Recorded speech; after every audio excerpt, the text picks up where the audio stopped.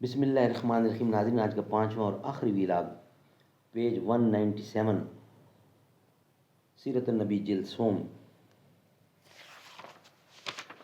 اردو زبان میں سرور عالم صلی اللہ علیہ وسلم کی سیرت پر جامع ترین کتاب سیرت النبی صلی اللہ علیہ وآلہ وسلم۔ رائٹر اس کتاب کے علامہ شبلی نعمانی رحمۃ اللہ علیہ، علامہ سید سلیمان ندوی رحمۃ اللہ علیہ، جلد سوم۔ بسم اللہ الرحمن الرحیم۔ الحمد للہ رب العالمین والصلاة والسلام علی سید المرسلین وعلی آلہ واصحابہ اجمعین۔ توڑ دیتا ہے بت ہستی کو ابراہیم عشق، اوش کا دارود ہے گویا مستی تسنیم عشق۔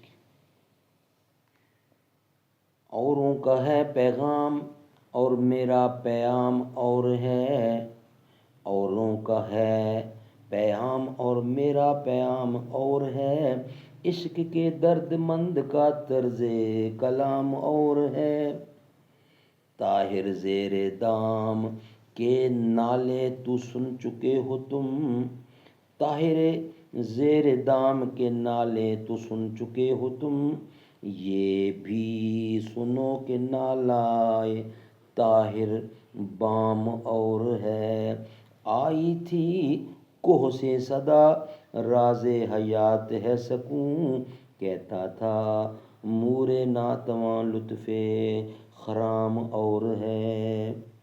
جذب حرم سے ہے فروغ انجمن حجاز کا، اس کا مقام اور ہے، اس کا نظام اور ہے۔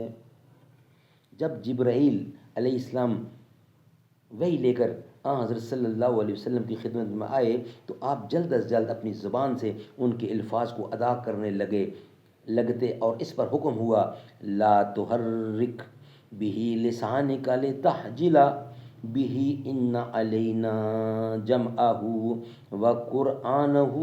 قیامہ 1۔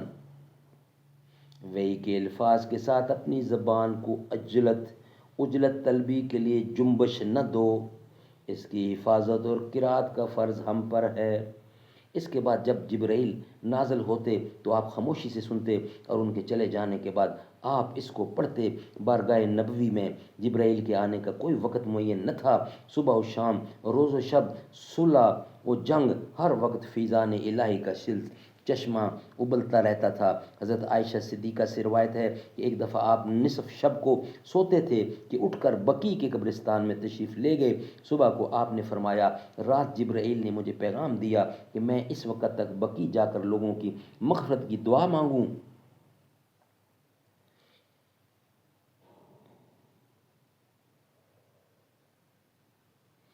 غزوہ بدر میں آپ نے فرمایا کہ دیکھو یہ جبرائیل اپنے گھوڑے کی لگام تھامے کھڑے ہیں۔ غزوہ خندق سے جب مسلمانوں کی فوج لے کر حضرت واپس آئے اور ہتھیار کھول کر غسل فرمایا تو جبرائیل نے سامنے آ کر کہا، آپ نے ہتھیار کھول دیے، حالانکہ ہم اب تک مسلح ہیں اور بنو قریظہ کو ابھی ان کی غداری کا صلہ دینا ہے۔ بائیں ہمہ سب سے زیادہ جبرائیل کی آمد آپ کے پاس ماہ رمضان میں ہوتی تھی، جس میں وہ ہر روز آ کر آپ سے قرآن مجید سنتے تھے اور خود آپ کو سناتے تھے۔ یہ پورا واقعہ مفصل مذکور ہے۔ میں نے ان تینوں روایتوں کو تسلسل کے ساتھ کے لیے یکجا کر دی ہے، کیونکہ استاد مرحوم نے جلد اول میں ان تفصیلات کو قلم انداز کر دیا تھا، اس لیے یہاں ان کے لکھنے کی ضرورت ہوئی ہے۔ صحیح بخاری میں غزوہ بدر، صحیح بخاری میں غزوہ خندق اور صحیح بخاری میں باقی واقعہ درج ہے۔ ناظرین، یہ تھا آج کا پانچواں اور آخری ویلاگ۔ انشاءاللہ نیکسٹ ہمارا ویلاگ جو 1 ہوگا کل، اس کا بقیہ حصہ انشاءاللہ آپ کے سامنے رکھیں گے۔ آج کا ویلاگ 5واں کمپلیٹ ہوا۔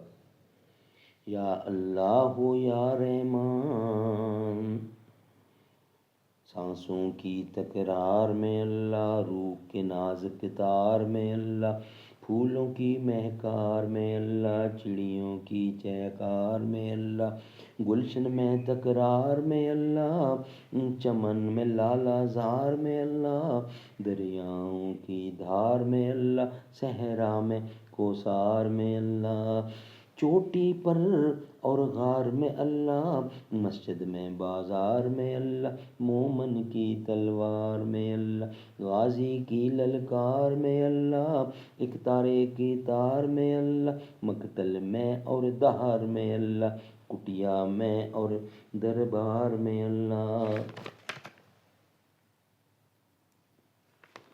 یا اللہ یا رحمان، یا رحیم یا کریم۔